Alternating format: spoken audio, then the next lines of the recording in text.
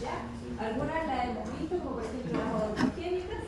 Las que vamos a ver hoy día son el linfético y la actinomicosis, pero hay otras que puede que se vean más adelante dentro de su formación. Hay, por ejemplo, periodoncia, como el loma, la laguna, y otras que van a ver un poquito más adelante dentro de este mismo curso, como son aquellas infecciones de transmisión sexual, como la sífilis, gonorrea, y la que vamos a ver en la próxima clase, que es de tuberculosis oral. ¿Ya? Entonces, ¿qué utiliza nuestro organismo para poder evitar las infecciones bacterianas? Porque las bacterias conviven muchas veces con nosotros y no son todas patógenas, sino que son comensales y están dentro de nuestro organismo, pero a través de distintas barreras que tenemos dentro del cuerpo, evitamos que estas bacterias infecten y se logran propagar de forma fácil. Una de estas es a través de las gruesas capas de queratina que tiene la piel, y que cuando hay una herida, una picadura de insecto o una erosión, hace que las bacterias puedan ingresar hacia las capas más profundas de la piel.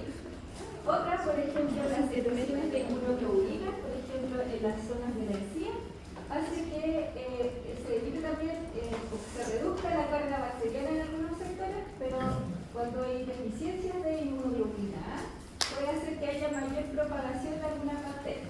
¿Ya? Y así entre distintas otras barreras, como por ejemplo las vías respiratorias a través de los cilios, o por ejemplo ciertas bacterias comensales, y con el uso de ciertos antibióticos se reduzca la carga de bacterias comensales y aparezca mayor facilidad aquellas que son patógenas. ¿Ya? Y este primer caso, quiero que me digan que ven, cómo lo describirían, qué piensan ustedes que sería una buena forma de describirlo. Es de una paciente. Pensemos lo que, por ejemplo, están en clínica, en odontopediatría, ¿cierto? Están haciendo un tratamiento de varias sesiones a una paciente y de repente de una sesión a la otra llega con esta lesión. ¿Cómo lo describirían ustedes? ¿Qué piensan que podría ser?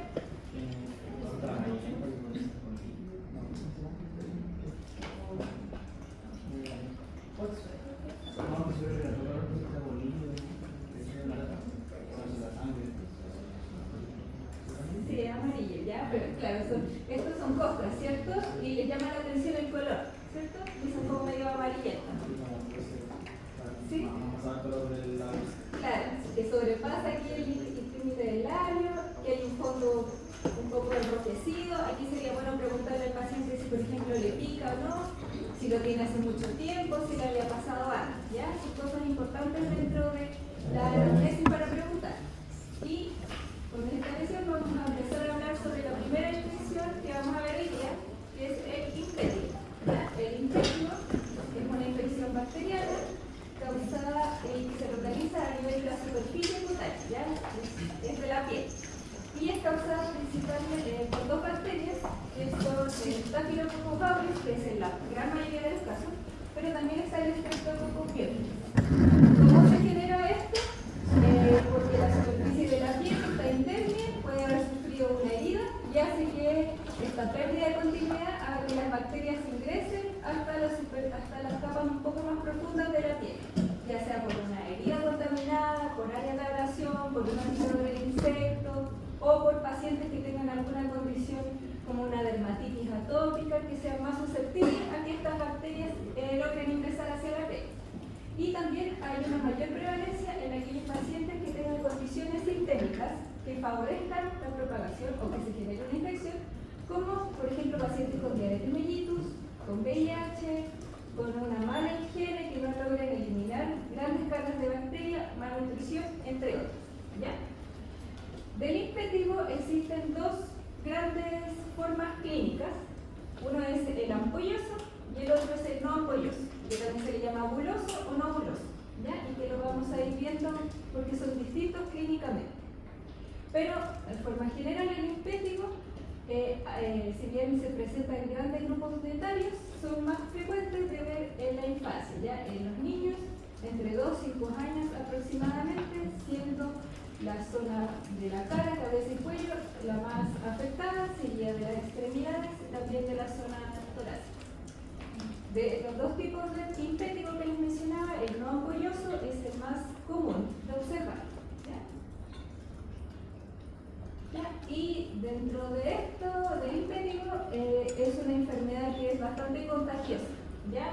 se propaga fácilmente entre la piel, dentro del mismo paciente, por ejemplo en la cara, puede pasar a las manos si este paciente se rasca, y también por continuidad. ¿Ya? Por ejemplo, niños pequeños, unos que juegan con otros, que a veces juegan un poco más agresivamente, se tocan y se pueden pasar de un niño a otro. ¿Ya?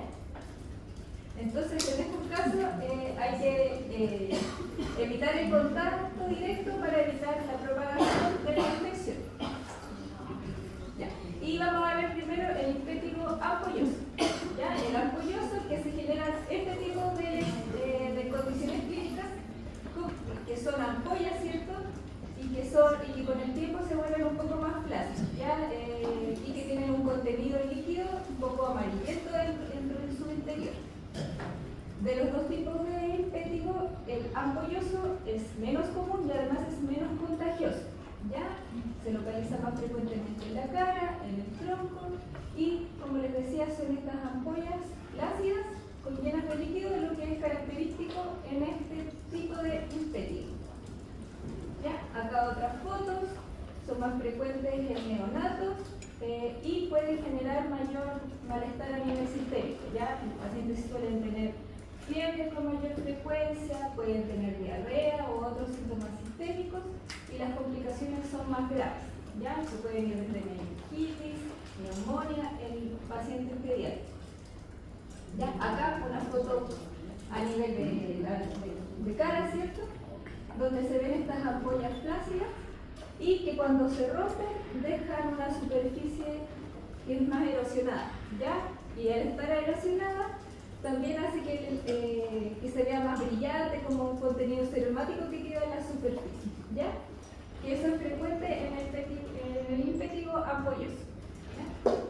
Así que acuérdense, es de los dos tipos, el menos frecuente, es menos contagioso, pero tiene una característica clínica clave, que son estas ampollas flácidas que cuando se rompen hacen que la superficie se vea un poco erosionada, brillante y eritematosa.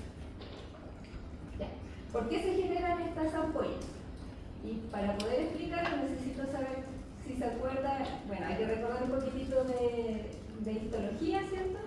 Sobre este esquema sobre la piel, ¿cierto? El epitelio, y acá abajo la lámina propia, el tejido conectivo, con los vasos y los blastos, ¿cierto? Y del epitelio, donde están los queratinocitos, la unión entre los queratinocitos, ¿cierto? Tienen distintos tipos moleculares. Ya está el ancho, ¿cierto? Las uniones por hemidesmosomas, por desmosomas, que es lo que nos va a interesar en este momento. Y dentro de los desmosomas hay algunas proteínas que son específicas, que son las desmogleínas, ¿ya?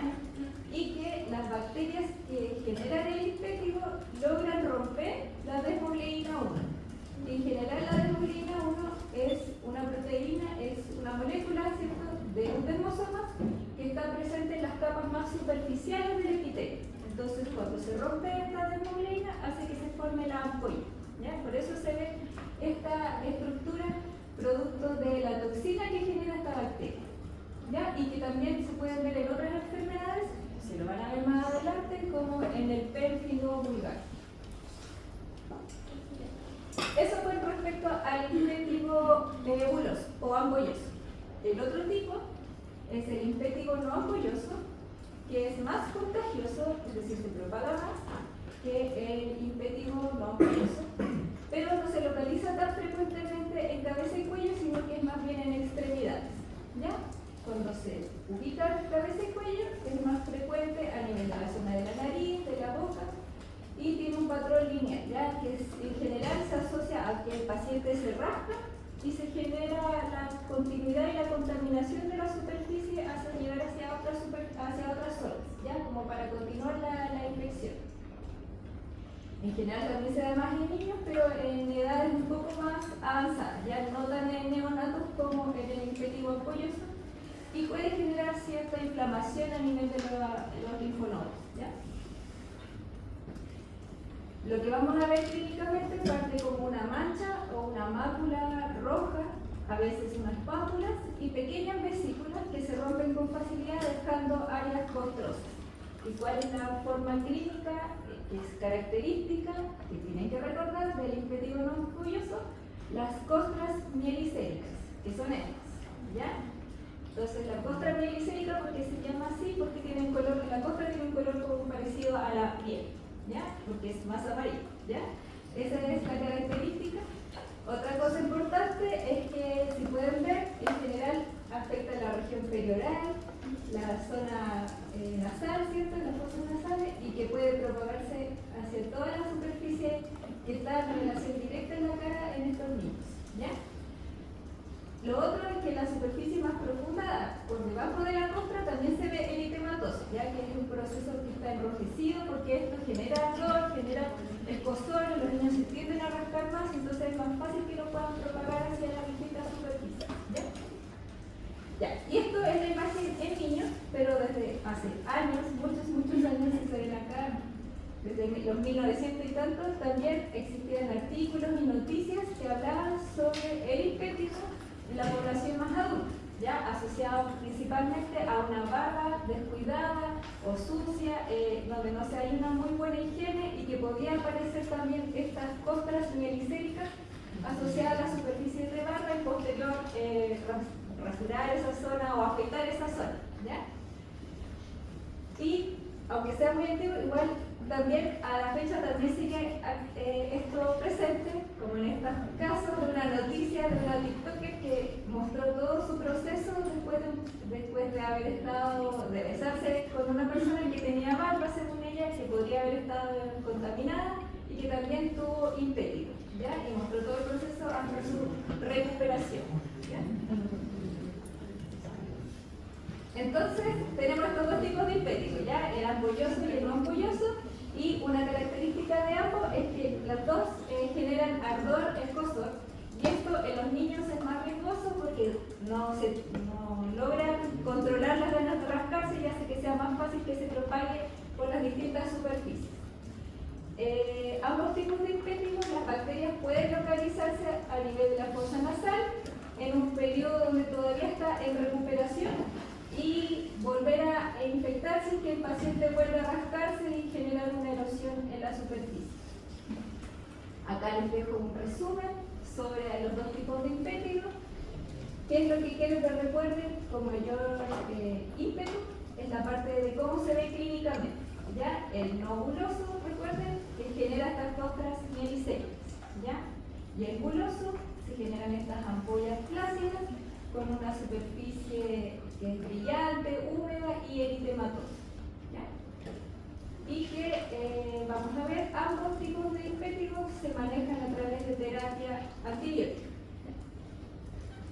¿Qué vamos a hacer? ¿Cómo hacemos el diagnóstico? Esto es principalmente de forma clínica, ¿ya? No vamos a necesitar grandes estudios, sino que a través de la clínica, la observación, la historia que nos cuente el paciente, vamos a poder llegar al diagnóstico, y con esto vamos a hacer un tratamiento farmacológico. ¿De qué se trata el tratamiento farmacológico? En general es una terapia tópica con antibiótico, o en algunos casos específicos va a ser sistémica. Pero cuando la clínica no es tan concluyente, hay dudas, o el tratamiento farmacológico inicial falla, vamos a necesitar hacer pruebas adicionales, como por ejemplo hacer cultivos bacterianos, ¿ya? Y luego del cultivo bacteriano también van a ser necesarios, si se falla el tratamiento antibiótico, hacer pruebas de sensibilidad. ¿Se acuerdan de esto? Que lo deben haber visto en microbiología, algo como esto, ¿cierto? Entonces, se hacen las pruebas de cultivo bacteriano y luego antibiograma, ¿cierto? Que puede ser a través de estos discos con antibióticos o de estas tiras con antibióticos, o también a través de la sensibilidad específica a ciertas pruebas con ciertos antibióticos para ver si esta bacteria es sensible o resistente a determinadas terapias farmacológicas. Totalmente importante porque, como les decía, el impétigo es causado principalmente por el Staphylococcus aureus. Y el Staphylococcus aureus, en el último tiempo, ha ido generando resistencia bacteriana, y una de ellas es la cepa Staphylococcus aureus resistente a la meticilina, ¿ya? Que es el tratamiento que en general se da más, ya que son los beta-lactámicos. Y al ser resistente va a ser necesario sí o sí hacer antivibrales. Ya, de diagnósticos diferenciales. ¿Qué opinan de acá? ¿Cuál podría ser el linfético? ¿Cuál parece más como otra enfermedad, otras condiciones? ¿Preguntarían algo para poder hacer la diferencia cuando tienen un paciente a la clínica?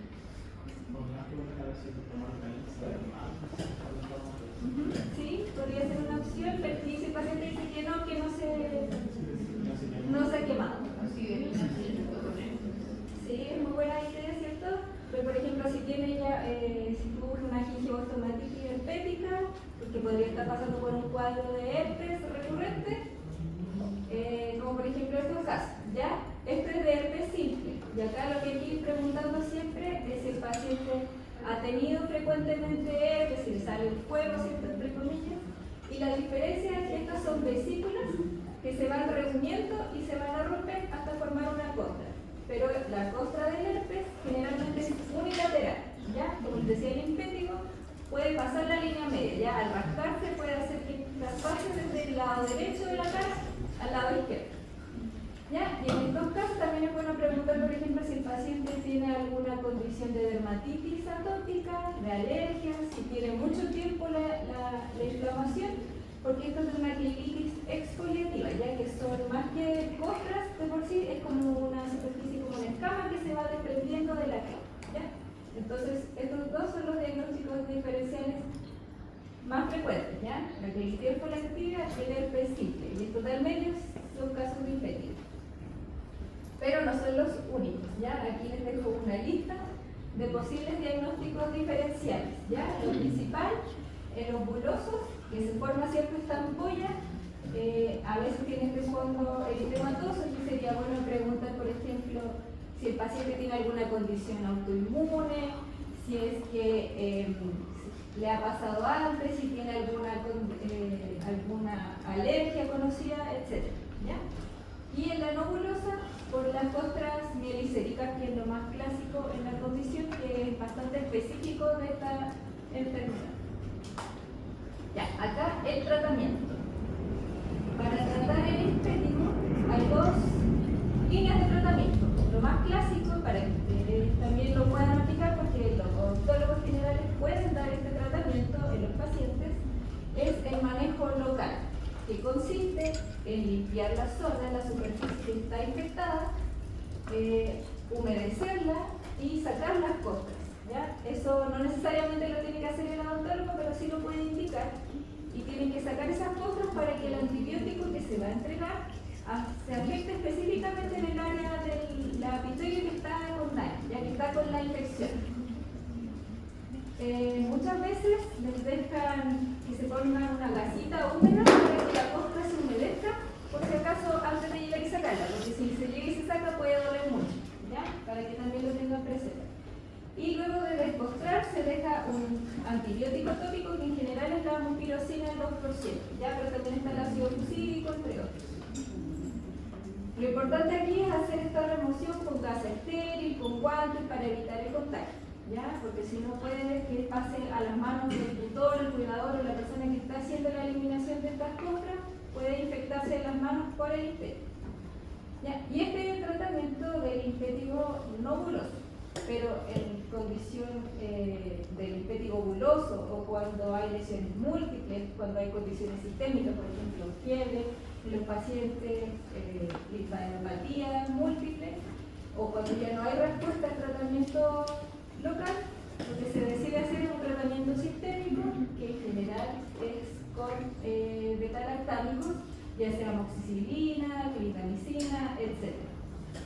Y ahí están las dosis por el tiempo que se suele indicar. Ya, acá en esta tabla se mencionan los distintos fármacos, la dosis en adultos, la dosis pediátrica, y está dentro del PDF que van a tener para más adelante si es que lo llegan a necesitar. Otro elemento importante es que el tratamiento también tiene que incluir ciertas medidas a nivel de higiene. Por ejemplo, remover las sábanas de estos pacientes, cambiar la ropa de forma frecuente, diaria de la persona afectada, para evitar que haya una sobreinfección una y otra vez. Y también se recomienda evitar que vayan a los recintos, por ejemplo, en un colegio, en el jardín, para evitar contagiar a las otras niñas. Por lo menos por unas 48 horas, que es el tiempo que se espera inicie la terapia antibiótica a ser efectiva. Acá algunas complicaciones inmediatas, que son la linfadenitis y la celulitis, y tardías como la glomerulonefritis aguda. Y aquí otra complicación, que es cuando ya hay una diseminación completa en toda la superficie cutánea, ¿cierto? En este caso es de un hombre que tenía esas condiciones sistémicas y que menciona dentro de la historia clínica que peleó con una pelea hace unos 5 días, al día siguiente se expuso al sol, lo que pudo hacer que tuviera la piel mucho más inflamada, con mayor daño por el sol térmico, y después de eso tuvo algunas condiciones sistémicas como vómitos. Luego se refregó una toallita húmeda y se esparció esto sin él saber que estaba teniendo un cuadro de imperio, ¿ya? En toda la cara, ¿ya? En toda la superficie. Estaba ya con prurito, con ardor y rigidez facial, producto de todas estas costras que estaban generándose en toda la superficie facial. Y por lo mismo, como este cuadro es muy avanzado, muy diseminado, se decidió iniciar con tratamiento intravenoso, más luego con un tratamiento antibiótico oral y con las medidas de higiene local, ¿ya? Entonces, para que vean que puede llegar a ser bastante severo a nivel de la cara, a nivel facial, el tema del imperio. Entonces, ¿cuál sería el diagnóstico en este caso que vimos al principio? Impético de cuál tipo, ya sabemos que es impético, ¿cierto? El nóbuloso, ¿cierto? ¿Cuál sería el signo clásico de esta enfermedad en el nóbuloso? Las costras triglicéricas, ¿ya? ¿Y qué indicaciones le darían al tutor o al paciente? Exacto, ¿qué más? Antibiótico. Sí, tratamiento, ¿cierto? Antibiótico tópico, descontract en esa zona usando guantes, ¿ya? Muy bien. Ya, ahora otro caso. Esta es de una mujer de 77 años con algunas enfermedades sistémicas, que son hipertensión arterial e hipotiroidismo, y aparece esta lesión. ¿Ya? ¿Cómo la consideraría? ¿Qué lesión sería? ¿Es un tumor, una úlcera? Bueno, ahí dice, pero una úlcera, ¿cierto? Que tiene un fondo sucio, eritematoso, y se menciona de 4 meses de evolución, ¿ya? Y como lo ven con el espejo, esto está a nivel de maxilar, ¿cierto? En el lado derecho. ¿Qué harías si ven algo así? ¿Qué sería el siguiente paso? Ya, no está la profesora. ¿Qué harían ustedes? ¿Están solos? Primero que nada, ver si la úlcera tiene como este borde marcadito. ¿Cómo son levantadas? ¿Ya? Sí. Ver el fondo. El fondo, ya, claro, aquí ya se menciona, el fondo es sucio. Ya, el borde está eritematose. Podría estar solo levantado, que también sería una buena forma de... Ver si tiene algunos Sí, puede ser ya, pero es el único, no hay otra. Es solo una úlcera única en la boca.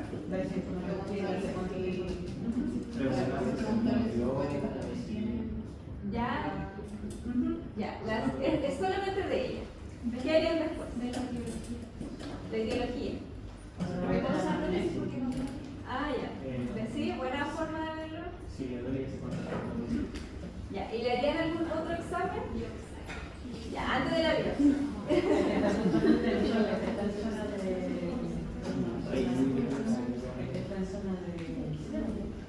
Sí, pero habría que ver si está solo en la encía, ¿cierto? Si afecta a otra persona, ¿cómo podemos verlo? Si está solo en la encía o si está en el hueso. Para ayudarnos. Con radiografía, ¿cierto? Ya, en este caso se le tomó radiografía. ¿Qué haría? Está un poco inclinado aquí en un molar, ¿ya? No era tan descentrada. Claro, estaba un poco... pero igual tenía no, igual tenía la úlcera, ¿ya? Entonces en este caso, luego de hacer la exodoncia en este caso, igual se hizo la biopsia y se observó esto, ¿ya? Que son unas masas o microcolonias bacterianas filiformes con infiltrado inflamatorio, en este caso agudo, ¿ya? Eso de ahí son polimorfonucleares y esto que se ve como más rosado son las masas de colonias bacterianas. Y esto es de la actinomicosis, ¿ya? ¿Qué es la actinomicosis? Pese a que dice micosis, en esto es una infección también bacteriana, ¿ya? Pero mucho tiempo se pensó que eran hongos, ¿ya? Por eso quedó como con ese término. Pero para que no se le olvide, son infección bacteriana, que son de bacterias que son filamentosas, ¿ya? Que son alargadas, ¿ya? No son como los cocos, vacíos, no, son alargadas, que son del actinomyces, y que el actinomyces es una bacteria que es saprófita y que es normal de encontrar en distintas estructuras, por ejemplo en la cavidad oral, ¿ya? Si bien en la normalidad no penetra en el tejido sano, si tiene la oportunidad de generar una infección, lo va a hacer. Por ejemplo, cuando hay una exodoncia en una persona susceptible, o por ejemplo hay una úlcera que lleva mucho tiempo en boca, también puede ir a generar una infección y una colonización en ese nivel, ¿ya? En boca, ¿dónde lo encontramos con mayor frecuencia? A nivel de las amígdalas, en caries de los dientes y también en el tártaro dentro de las enfermedades periodontales, ya en el saco periodontal. Entonces, cuando existe alguna ruptura de la mucosa, por ejemplo una úlcera, caries o una cirugía mayor, esto le da el ambiente apropiado para que el actinomyces empiece a crecer y a generar una enfermedad. Y esta enfermedad no es rápida, ¿ya? En general es una enfermedad, una infección crónica que lleva tiempo en que se genere la enfermedad como tal. Y lo que genera clínicamente son estos nódulos muchas veces indurados y con áreas de tracto fistuloso, como se ve en la foto. Entonces, el ingreso al tejido son por estas úlceras, el saco periodontal, exodoncia, pericoronaritis, alveolo expuesto, que hace que las bacterias ingresen a esta superficie donde tiene un ambiente con menor oxígeno y eso le favorece el crecimiento. En general en el cuerpo, en la mayoría de los casos, se genera a nivel orofacial, siendo más frecuente en la mandíbula que en el maxilar. Y otros sitios que se pueden ver afectados son el pulmón, la región genitourinaria, el sistema nervioso central, pero con mucho menos frecuencia. ¿Ya? Acá hay una tabla con las distintas condiciones que favorecen la infección por la actinomicosis, ¿ya? Entre estos, algunas condiciones autoinmunes y también algunas condiciones que generan deficiencia inmunitaria, como por ejemplo personas que viven con VIH, la quimioterapia por cáncer, el uso crónico de corticoides, diabetes, alcoholismo, etc. Y a nivel local, lo que ya habíamos visto, ya por ejemplo, estado de gingivitis, post-extracción dentaria, un trauma crónico, etc. ¿Ya? Y en cuanto a la localización más frecuente, como les mencionaba, a nivel de maxilar, la mandíbula y seguido de las mejillas. El mentón también se puede ver afectado. Clínicamente, lo que vamos a ver son dos formas de presentación. Una que son nódulos indurados, que son más frecuentes de observar a nivel de la superficie facial, ¿ya? Más que intraoral. Y por dentro de la boca es más frecuente observar úlceras que tienen esta superficie. ¿Que ¿de qué color lo ven? Blanquecino amarillento, ¿ya? Y que esto en general secreta como es como un pus, pero que tiene ciertos gránulos, ¿ya? Y esos gránulos se llaman gránulos de azufre, ¿ya? Que son como esto de ahí que se ve abajo, ¿ya? Y que son las colonias bacterianas en crecimiento, ¿ya? ¿Ya? Y que son bien frecuentes, si bien no son patognomónicas, son muy frecuentes de la actinomicosis, ¿ya? Los gránulos de azufre.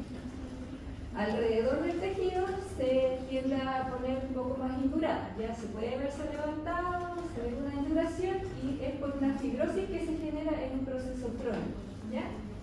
Puede haber dolor escaso según algunos autores, algunos reportes, ¿ya? Pero eso es muy variable en realidad. Y lo otro importante es que la actinomicosis no es que siga trayectos de diseminación hacia la profundidad, sino que en general se disemina en sentido horizontal, ¿ya? Con una extensión directa. ¿Ya? Acá otras fotos, pero a nivel cutáneo, ¿cierto? Y esto se parece a los abscesos cutáneos que habíamos visto hace varias clases atrás, pero que se forman, si ven ahí, ciertas fístulas. A veces son varias fístulas dentro de un mismo absceso, y eso pequeño que ven ahí que se apunta con la flecha son los granulos de azufre, ¿ya? Que son estos conglomerados de colonias bacterianas que son amarillentos y que es muy clásico de la actinomicosis. Acá en boca, en este caso una úlcera, ¿cierto? Crónica, si pueden ver ahí la superficie, el borde de esto está eso levantado, ya está más abultado. El fondo es sucio y acá de nuevo vemos este contenido como un poco amarillento, ¿cierto? Se ve como de degradación. ¿Y qué diagnósticos diferenciales se le ocurre? Diagnóstico diferencial de una úlcera crónica en mucosa. Ya vimos uno, ¿cierto? La actinomicosis. ¿Cierto? Ya. ¿Qué otra cosa podría ser una úlcera crónica? Cáncer escamoso, sí, muy bien. Todo puede ser cáncer. No todo, pero puede ser. Ya, ¿alguna otra cosa? Hay otras infecciones, ¿ya? Y acá les dejo la tabla. Más que esta parte de acá, que son los hallazgos radiográficos, esto sí me interesa que lo recuerden, ¿ya? Y cuando ven una úlcera crónica en boca, hay distintas patologías que pueden ser y que uno tiene que ir avanzando. Uno, son infecciones bacterianas, donde encontramos a la actinomicosis y la tuberculosis, que la vamos a ver en la próxima clase. Está el cáncer, ¿cierto? Que uno nunca lo tiene que dejar pasar. También están las micosis profundas, ya que son infecciones por hongos en profundidad que pueden aparecer como úlceras. Y otras, por ejemplo, la sífilis, que en algunos estados, por ejemplo, la sífilis primaria también genera úlceras, pero ya no son crónicas, ¿ya? Para que también lo tengan en consideración, como dentro de las úlceras mucosales crónicas. Ya. Este caso es de una mujer de 55 años que no tenía antecedentes sistémicos, pero que empezó a sentir un dolor sordo, mal localizado en la región mandibular, y que el único hallazgo clínico que observaron es que había un saco periodontal asociado al diente 3.7. No había drenaje de pus. ¿Qué harían después? Le hicieron toda la anamnesis, todos los estudios clínicos. Radiografía, ¿cierto? Y acá en la radiografía se observó esto, que son áreas radiolúcidas, mal definidas, que llegaban incluso hasta la zona de caninos y comprometían tanto el cuerpo como la rama mandibular. Luego de esto le tomaron otra radiografía como para verlo de forma tridimensional, ¿ya? En este caso, le tomaron un combi, ¿ya? Y en el combi vieron áreas hipodensas, aquí hicieron la reconstrucción 3D, que se comprometía todo el cuerpo, ¿cierto? La rama de la mandíbula, como les mencionaba, y que estaba perforando las corticales. Hicieron la cirugía, eliminaron aquí el material derridado, la decorticalización mandibular, hicieron el aseo y le tomaron las muestras para poder mirarlo al microscopio, ¿cierto? El estudio histopatológico. Y de nuevo observaron estas masas de colonias bacterianas, que son de bacterias filamentosas, que son clásicas de la actinomicosis, ¿ya? Entonces este caso también era de una actinomicosis. Este otro caso, que también puede ser cuando la actinomicosis, cuando estas bacterias ingresan al tejido óseo, la característica que tienen es que reducen el flujo de oxígeno. Entonces esto hace que pueda generar ciertos fragmentos de tejido óseo que estén sin comunicación con nutrientes, con oxígeno circundante, y es lo que se conoce como secuestro óseo, ¿ya? Que son fragmentos de tejido óseo necrótico. Y los secuestros óseos a veces se pueden ver clínicamente porque el cuerpo como que los trata de expulsar. Entonces, por ejemplo, aquí en la imagen es un secuestro óseo porque esto es tejido óseo que la mucosa está tratando de eliminar por sí sola, ¿ya? A veces no es posible y a veces se necesita cirugías más grandes para poder eliminar. Entonces el tratamiento de la espiromicosis no es fácil, ¿ya? Eso por un lado, para que lo tengan claro. Se necesita cierta sospecha clínica, la historia del paciente, evaluar si tiene alguna condición sistémica que lo haga vulnerable a la espiromicosis y la presencia de alguna lesión crónica, ¿ya? Dentro de boca, úlceras crónicas, en piel puede ser nódulos vinculados, ¿ya? Lo ideal es hacer un cultivo, ¿ya? Es poder sacar, inocular, ¿cierto?, la bacteria que está generando la actinomicosis, pero es difícil de hacer, ¿ya? Porque es una bacteria anaerobia. Entonces, dar condiciones de anaerobiosis a veces no es tan fácil. Se requieren hartos días también para que la incubación sea efectiva. Y solamente en el 50% de los cultivos este logra ser positivo, ¿ya? Entre varias cosas, porque los pacientes ya están con antibióticos muchas veces, hay muchas bacterias involucradas y principalmente no se logran dar las condiciones de anaerobiosis. Entonces, en general, el tratamiento a través del estudio imaginológico y por sobre todo el histopatológico es el que nos ayuda a confirmar el diagnóstico. ¿Qué es lo que vamos a ver en el estudio histopatológico? ¿Ya? Que ya lo habíamos visto, ¿ya? Que son estas masas de microcolonia bacteriana filamentosa. Pero no todo es tan fácil. Lo que pasa es que la actinomicosis, como decíamos, es una bacteria que está frecuentemente en la boca.